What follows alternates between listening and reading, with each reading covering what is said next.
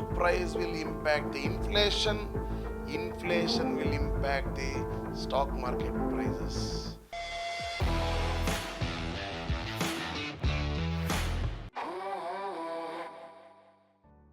Hi friends, ನಮಸ್ಕಾರ. ನಾನು ನಿಮ್ಮ ಸಿ ಎ ದಯಾನಂದ ಮಂಗಾಳೆ. ಸ್ನೇಹಿತರೆ, ಇವತ್ತಿನ ಟಾಪಿಕ್ ಕ್ರೂಡ್ ಆಯಿಲ್ನ ಪ್ರೈಸ್ ನಿಫ್ಟಿ ಮೇಲೆ ಯಾವ ರೀತಿ ಪ್ರಭಾವ ಬೀರುತ್ತೆ ಅಂತ ನೋಡೋಣ. ಸ್ನೇಹಿತರೆ, ಭಾರತ ದೇಶ ತನ್ನ ರಿಕ್ವೈರ್ಮೆಂಟಿನ 85% ಇಂಪೋರ್ಟೇ ಮಾಡ್ಕೊತೀವಿ. ಸೊ ಹಾಗಾದರೆ ಈ ಒಂದು price changes in the crude oil ಡೈರೆಕ್ಟಾಗಿ ಇನ್ಫ್ಲೇಷನ್ ಮೇಲೆ, ಇಂಟ್ರೆಸ್ಟ್ ರೇಟ್ ಮೇಲೆ ಹಾಗೂ ಅರ್ನಿಂಗ್ಸ್ ಮೇಲೆ ಡೈರೆಕ್ಟಾಗಿ ಇಂಪ್ಯಾಕ್ಟ್ ಮಾಡ್ತಕ್ಕಂಥದ್ದು. ಸೊ ನಾವು ಇತ್ತೀಚಿನ ದಿನಗಳಲ್ಲಿ ನೋಡಿದ್ವಿ, ಯುದ್ಧದ ಪರಿಣಾಮವಾಗಿ ಏನು ಇರಾನು, ಇಸ್ರೇಲು, ಅಮೇರಿಕಾ ನಡುವೆ ಏನು ನಡೀತಾ ಇದೆ ಯುದ್ಧ, ಇದರಿಂದ ಸ್ಟ್ರೇಟ್ಸ್ ಆಫ್ ಹಾರ್ಮೋಸ್ ಅಂದರೆ ಜಲಸಂಧಿಯಲ್ಲಿ ಏನು ಟೆನ್ಷನ್ ಕ್ರಿಯೇಟ್ ಆಗಿದೆ, ಇದರಿಂದ ಒಂದು ಬ್ಯಾರೆಲ್ ಅಂದರೆ ಹೇಳಿದ್ದೆ ನಾನು ನಿಮಗೆ, ಸುಮಾರು 159 ಲೀಟ್ರ್ ಇರ್ತಕ್ಕಂಥ ಒಂದು ಬ್ಯಾರೆಲ್, ಇದರ ಬೆಲೆ $110ಗಿಂತ ಮೇಲೆ ಹೋಗಿದ್ದು ನಾವು ನೋಡಿದ್ವಿ. ಏಕಾಏಕಿ ಪ್ರೈಸ್ ಮೇಲೆ ಹೋದಾಗ ಅರೌಂಡ್ 3.2% ಒಂದೇ ದಿನದಲ್ಲಿ ಫಾಲ್ ಆಗಿತ್ತು ಮಾರ್ಕೆಟ್. ಸೊ ಹಾಗಾದರೆ ಏನಿದು? ಒಂದು ಕ್ರೂಡ್ ಆಯಿಲ್ನ ರಿಕ್ವೈರ್ಮೆಂಟ್ ನಮಗೆ ಜನರಲಿ FMCG ಸೆಕ್ಟರ್ಗೂ ಬೇಕು, ಏವಿಯೇಷನ್ ಇಂಡಸ್ಟ್ರಿಗೂ ಬೇಕು, ಪೇಂಟ್ ಸೆಕ್ಟರ್, ರಬ್ಬರ್ ಇಂಡಸ್ಟ್ರಿ, ಇವರಿಗೆಲ್ಲರಿಗೂ ಬೇಕು. ಸೊ ಹಾಗಾದರೆ it will directly impact. Inflation ಜಾಸ್ತಿ ಆಯಿತು ಅಂತಲೇ ಅರ್ಥ, ರುಪಿ ವ್ಯಾಲ್ಯೂ ಕಡಿಮೆ ಆಯಿತು ಅಂತ ಅರ್ಥ, ಇಂಡೈರೆಕ್ಟ್ಲಿ ಕಾಸ್ಟ್ ಜಾಸ್ತಿ ಆಯಿತು ಅಂದರೆ ಕಂಪನಿಯ ಒಂದು ನೆಟ್ ಪ್ರಾಫಿಟ್ ಕೂಡ ಶ್ರಿಂಕ್ ಆಯಿತು ಅಂತ ಅರ್ಥ.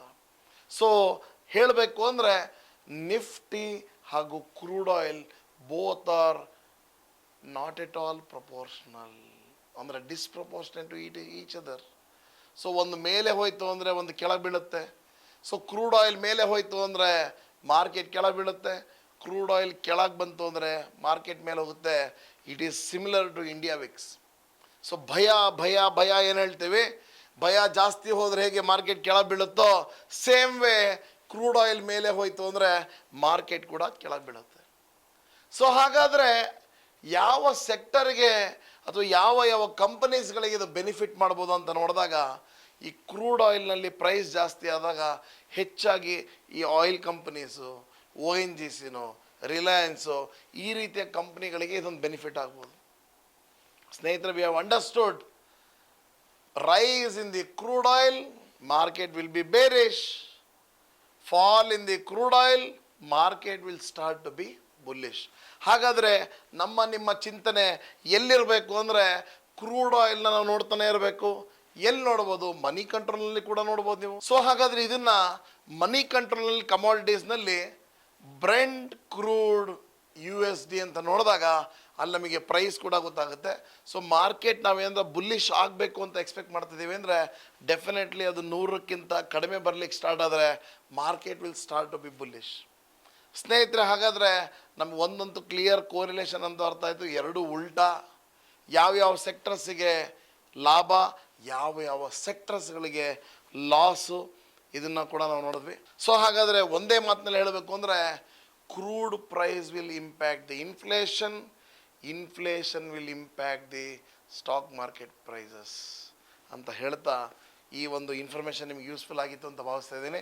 ಇದೇ ರೀತಿಯ ಹೆಚ್ಚಿನ ವಿಡಿಯೋಗಳನ್ನು, ಇನ್ಫಾರ್ಮೇಟಿವ್ ವಿಡಿಯೋಸ್ಗಳನ್ನು ಮಾತ್ರ ಮಾಡ್ತಕ್ಕಂಥದ್ದು ನಮ್ಮ ಕೆಲಸ. ಅದನ್ನು ಕಂಟಿನ್ಯೂ ಮಾಡ್ತಾ ಇರ್ತೀನಿ. ನಿಮ್ಮ ಒಂದು ಪ್ರೋತ್ಸಾಹ ಸಹಕಾರ ಯಾವಾಗಲೂ ಇರಲಿ.